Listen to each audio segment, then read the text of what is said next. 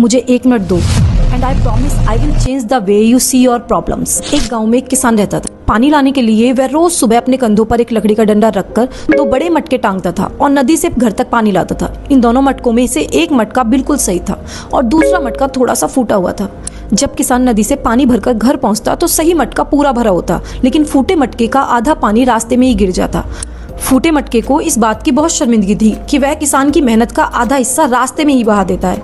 उसने कई दिनों तक यह बात अपने मन में रखी, लेकिन एक दिन हिम्मत करके किसान से माफी मांगी और कहा, मुझे अपनी कमी पर बहुत शर्म आती है और मेरी दरार के कारण आपका आधा पानी रास्ते में ही बह जाता है और आपकी मेहनत बेकार हो जाती है।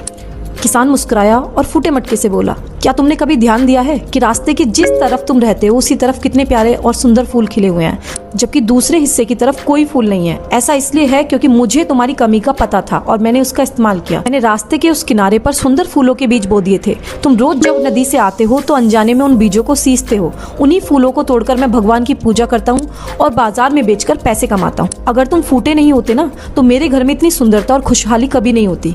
इस कहानी से हमें यही सीख मिलती है कि हर व्यक्ति में कोई ना कोई कमी होती है। हमें अपनी कमियों को अपनी ताकत बनाना चाहिए।